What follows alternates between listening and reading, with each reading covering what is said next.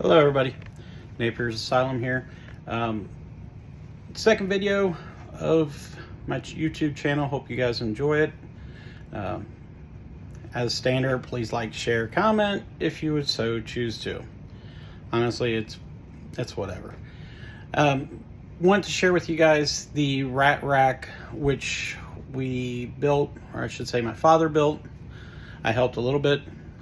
We used some repurposed wood, some fixturing, and some of the chicken wire based upon a coop that we had at my father's house when my mother was still alive and they had some chickens. So as you can see, my father went a little bit overboard. Let me change the camera around here real quick. Well, I guess I can't.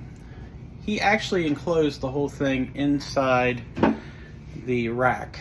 Now, believe it or not, this did come in handy today because I had one of my rats get out on top of the food tray and was hanging out. So instead of him getting out, running around everywhere, he was actually contained inside the rat rack. So props to my dad for thinking about that and making that happen. We also have this door here to help keep them enclosed a little bit. Hopefully we'll get to see some of them. I've just changed out their bedding. So I'm currently running 3 females to 1 male. I got these guys as mediums. Haven't weighed them. They haven't started producing for me yet, so hopefully in the near future. Just to understand the cost that someone would have with just having a very limited quantity of snakes. So I only have, I believe, 13 to 14 snakes right now. Today during the reptile show, I bought $88 worth of feeders. It can be as high as 112. Today it was 88. The reason being is for some of my smaller snakes, they are only eating mice, and even one of my, I'll say, larger females is only eating mice. Even though it was said by the breeder that, you know, they were feeding frozen thawed rats. I do not prefer to do live just because the potential harm to the snake, if it doesn't kill the rat or the mouse right away, they have an opportunity to hurt the snake, eat on the snake. Maybe some of you guys will remember a Dr. Pole episode, if you've seen it, where the lady brought in her ball where the rat was eating on its back. So it is a possibility. I want to throw that out there just so everybody's aware. So the whole end goal here is to stop spending $100 a month and basically breeding the rats myself and then euthanizing them. Now that's done through a carbon dioxide gas chamber. So essentially they just go to sleep versus some of the other alternatives. I do know of guys that do fresh killed where they whack them on the head. Essentially similar to what you would see with a cow with a 22 at a meat processing plant, or a pig, sorry. So that's the end goal. As far as the cost for maintaining the rats, I bought a bag of food from Tractor Supply for $35, I believe, for 50 pounds. And then the sweet peed, I think is what we call it, was $10. Some pellets, which I think was either another $10 or $15 for a $40 or 40-pound bag. And then premium pine shavings, which have to be kiln dried, from what I've learned through the YouTube channels of people raising rats, to make sure your rats don't become sick. That was around $10 or $15. So this has already supplied 2 months worth of feedings and changing of bedding and trying to mitigate the odor, which I must say, with the amount of rats that I have, I do not smell anything. So this combination is working for me.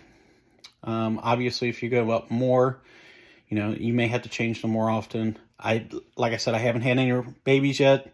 I don't know once they get to pup size or weaned rat size if the urine output increases to the point where what I'm currently putting in there will not mitigate that smell. So we'll have to wait and see. But yeah, once again, Father's design based upon Morph Mixology. So shout out to him and his channel for giving us the basic design. If anybody is interested, please check out his channel. It's an older one. It's about 2 years old, I believe. He also goes through snake racks through PVC fixturing or PVC material. He also includes the website and the build sheets for the builds. So really good information there. He also gives you an insight to Reptile Basic as far as the heat tape and the wiring and all that. So yep, just want to touch base with you guys, tell you thank you again for watching if you have been watching, and greatly appreciate the support. If you check out my Patreon page, I greatly appreciate it. If those want to donate, I do have the GoFundMe set up. I did get a little amount of hate, I'll say, or criticism over the GoFundMe page. I think people were didn't understand the concept, I'll say, for me. This is just to help with a revenue stream. I don't expect anything out of it, honestly. I don't even expect any donations. One of the guys that I've started playing or had played games with for probably almost 20 years now, him and his wife was the first donators to my GoFundMe page. So Chris and Christine Mauser, I hope you don't mind me mentioning your name. If you do, I'm sorry. But much love to you guys. I appreciate the support. Like I said, this is something I'm trying to do as far as a dream. And understand that the funds from the GoFundMe is only to expedite the dream. It's still going to happen. I'm still going to put my Patreon out there. I'm still going to try to involve the community with the choices of projects, the next snakes, but it's just a way of facilitating it. Okay, so please please understand it's nothing more than me trying to maximize my revenue stream. Unfortunately, I don't have the ability to get a second job with where I'm at currently, and it's fine. I've worked multiple jobs before, so at the end of the day, it is what it is. We'll keep on pushing, and we'll keep on trying to keep this dream alive and trying to involve you guys as much as you want to be involved. Let me put it to you that way. So if you guys say, hey, I want to look at this or that, I'll try to get the information for you guys, put it out there, and see where we want to go. This is really one of those things where I want to involve people. I don't want this being myself, and I only. That's why you see the hefty discount for the highest tier. Regardless of the project we're working on, and if there's a snake that you want, you get a 50% discount of the current market price. I mean, if we go into some of these higher end morphs and you guys want to start breeding yourselves, that right there is a huge discount. When we start talking about some of the snakes, we're talking about $5,000 and $6,000 snakes. I don't know if I'll ever be at that level without getting some deals from, let's say, the dealers or the breeders. I shouldn't say dealers, or they're more breeders. Just because financially, I don't know if I could ever justify that amount with where I'm at as far as being a breeder. So with that being said, thank you guys once again for watching. Thank you for your time. I do really hope that you stay tuned, look for updates. Hopefully by Friday, I will be able to share with you some of the logo concepts. I did contract the commercial artist on Friday. I sent him the payment to start the concept work for my logo.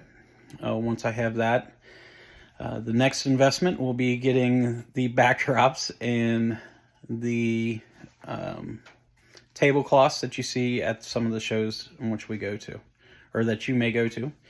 If you don't go to a show, I truly recommend it. Depending upon where you're at, go to Morph Market events. They usually have a pretty good listing of events. You can search by your area, if I'm not mistaken. Also find some Facebook clubs.